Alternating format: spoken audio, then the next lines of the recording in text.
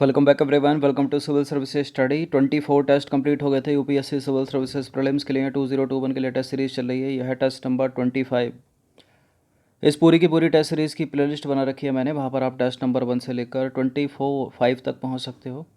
उसका link description box में मिल जाएगा आपको। चलिए स्टार्ट करते हैं। आज डेट हो गई है 13 नवंबर 2020 जब ये टेस्ट रिकॉर्ड किया जा रहा है। तो क्वेश्चन नंबर 1 है, निम्नलिखित कथनों पर विचार करना है। पहला स्टेटमेंट है, भारतीय नौसेना ने दक्षिण मुंबई के मझगांव डॉक में, कहाँ, मझगांव डॉक में 5वीं स्कॉर्पियन पनडुब्बी लॉन्च की है जिसका नाम बागीर है। बागीर जो है वो भारत में बनाई जा रही 6 कलवरी श्रृंखला की एक पनडुब्बी है। क्या बताइए? ये है बागीर। करेक्ट है दोनों के दोनों स्टेटमेंट। सी है इसका आंसर।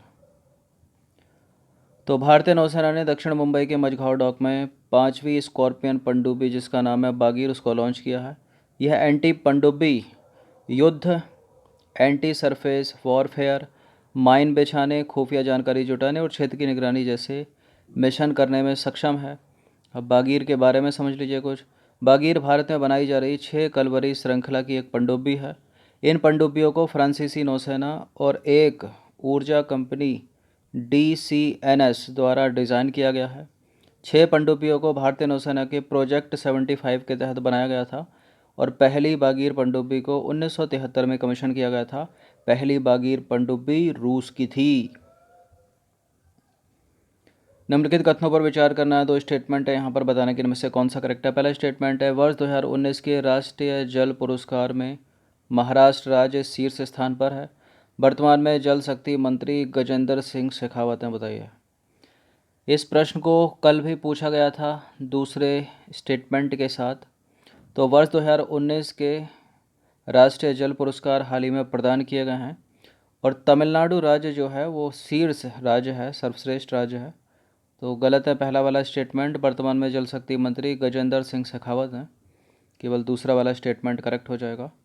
तो देखिए, हाल ही में उपराष्ट्रपति एम वेंकैया नायडू द्वारा वर्ष 2019 के राष्ट्रीय जल पुरस्कार प्रदान किए गए।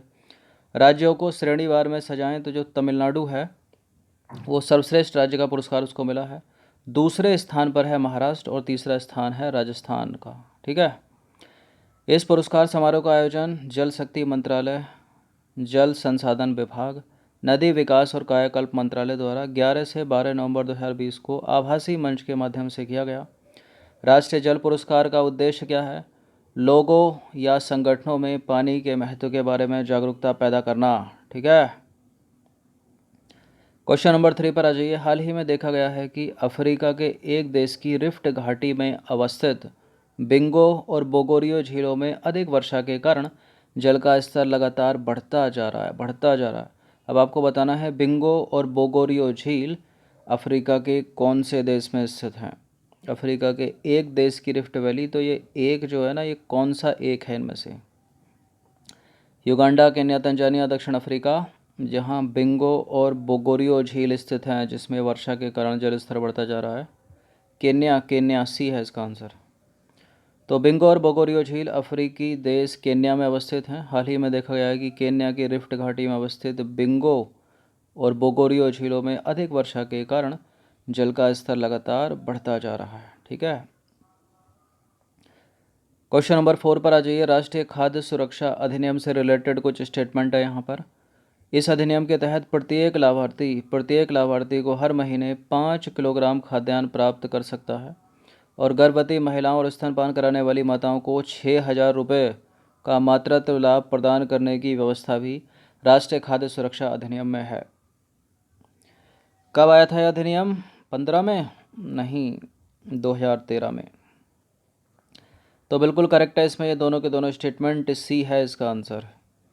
तो 10 सितंबर 2013 को भारत सरकार द्वारा अधिसूचित राष्ट्रीय खाद्य सुरक्षा अधिनियम का उद्देश्य एक गरिमापूर्ण जीवन जीने के लिए देश के आम लोगों को वहनीय मूल्यों पर गुणवत्तापूर्ण खाद्यान्न की पर्याप्त मात्रा उपलब्ध कराते हुए उन्हें खाद्य और पोषण सुरक्षा प्रदान करना है। ठीक है। इस अधिनियम के तहत गुणवत्तापूर्ण खाद्यान्न उपलब्ध कराने के लिए देश के ग्रामीण क्षेत्र की 75% आबादी और शहरी क्षेत्र की 50% आबादी को कवर करने की बात की गई थी। अब देखिए, इसके तहत जो भी पात्र व्यक्ति है उनको चावल, गेहूं और मोटा अनाज मिलेगा क्रमशः। चावल मिलेगा 3 रुपये प्रति केजी के हिसाब से, गेहूँ 2 रुपये प्रति केजी के हिसाब से, मोटा अनाज 1 रुपये प्रति केजी के हिसाब से। इस मूल्य पर प्रत्येक लाभार्थी प्रतिमाह यानी हर माह 5 किलोग्राम खाद्यान्न प्राप्त कर सकता है। ठीक है, तो करेक्ट है पहला वाला स्टेटमेंट, प्रत्येक लाभार्थी हर महीने 5 किलोग्राम खाद्यान्न।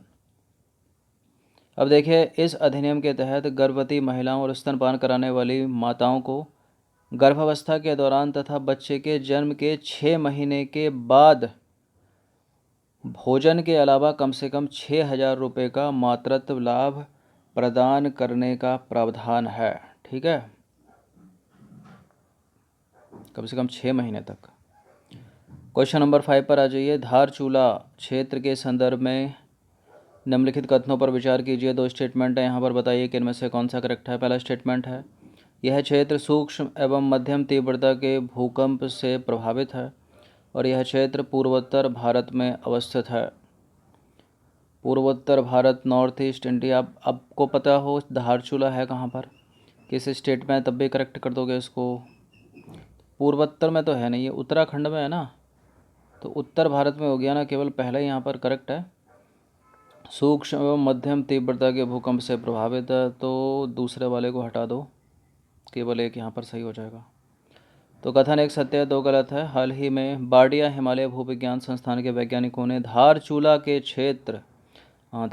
क्षेत्र और कुमायूं हिमालय के आसपास के क्षेत्रों में सूक्ष्म तथा मध्यम तीव्रता के भूकंपों की बड़ी सक्रियता का पता लगाया है, इसलिए न्यूज़ में है ये।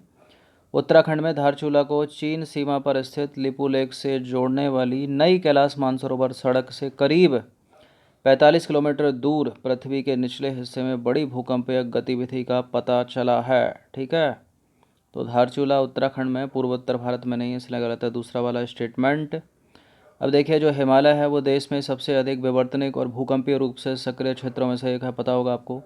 फिर भी इस इलाके को केंद्रीय भूकंपीय अंतराल क्षेत्र या गैप के रूप में जाना जाता है। गैप एक शब्द है जिसका उपयोग विवर्तनिक गतिविधियां यानी टेक्टोनिक एक्टिविटी वाले क्षेत्रों को दर्शाने के लिए किया जाता है।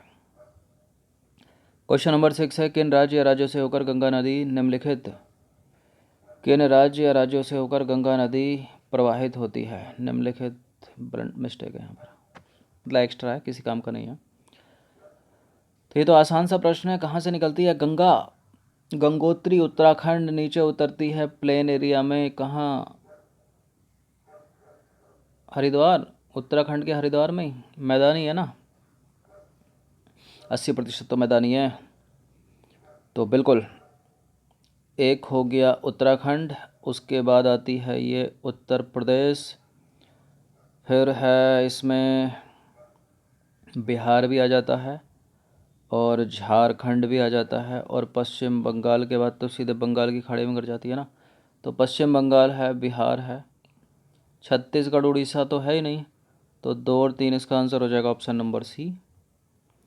तो देखिए, गंगा एशिया की सबसे बड़ी और प्रमुख नदियों में से एक है, जो उत्तराखंड में गोमुख से लेकर बंगाल की खाड़ी तक लगभग 2500 किलोमीटर तक बहती है। एग्जैक्ट क्या, 2525 किलोमीटर। ठीक है, और भारत के तकरीबन 26% भूभाग को कवर करती है ये, 8,61,404 वर्ग किलोमीटर को कवर करती है।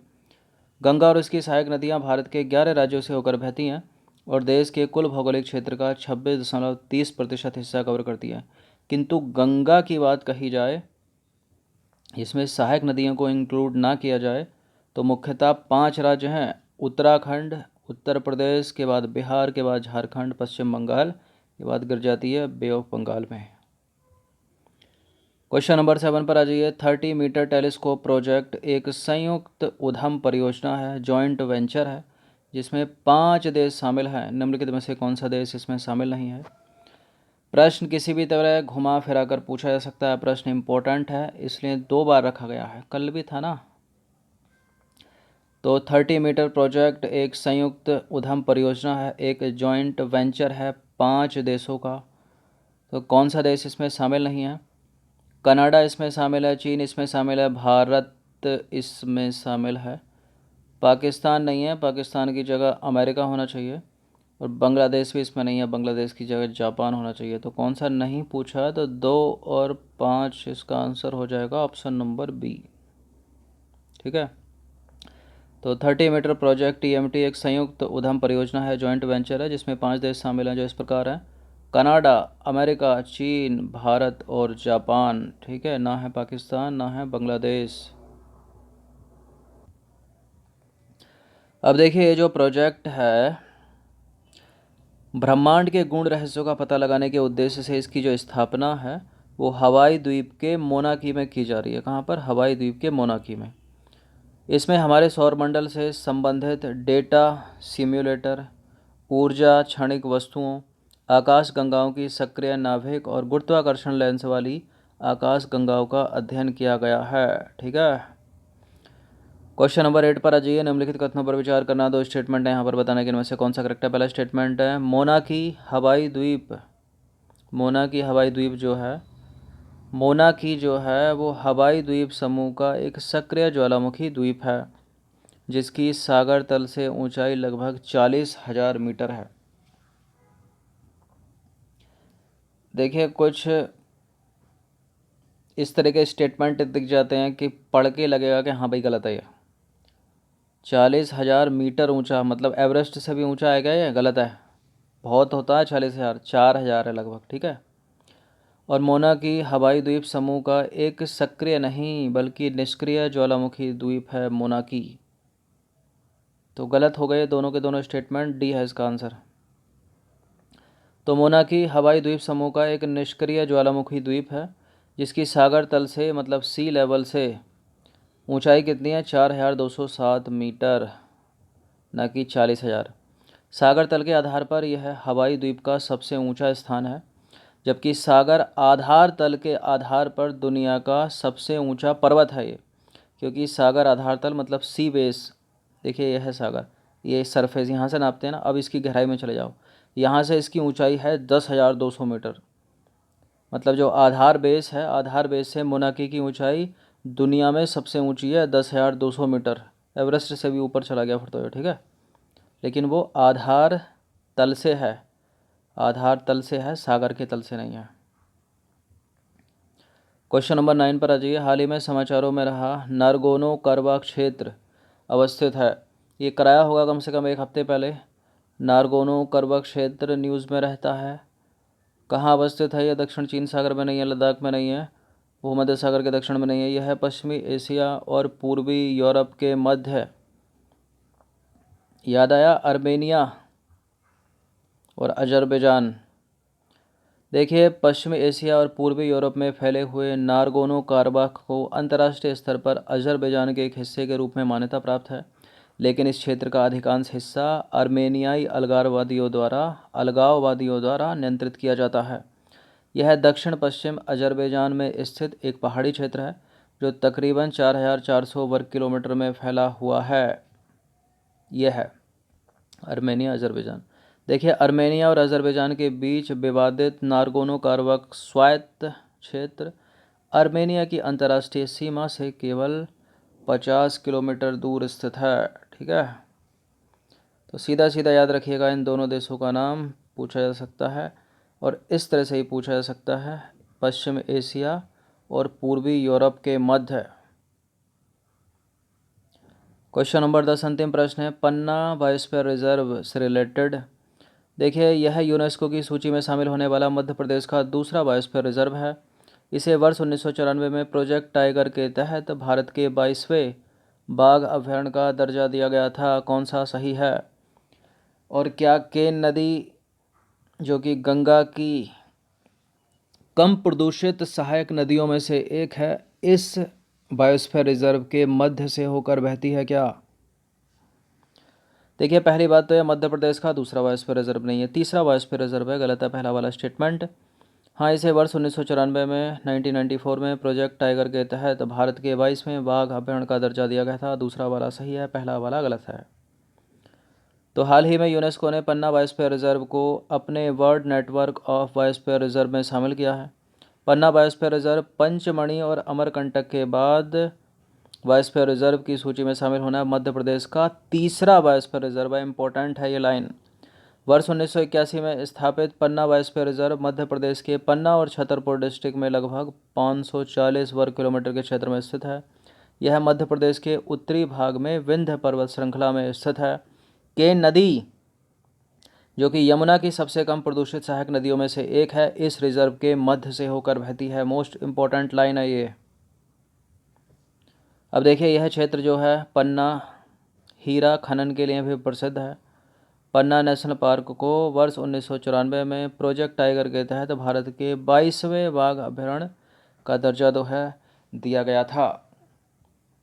तो 10 प्रश्न थे इंपॉर्टेंट, अच्छे से इसका रिवीजन कर लीजिएगा कम से कम, मतलब प्रैक्टिस करने के बाद रिवीजन एक बार। धन्यवाद।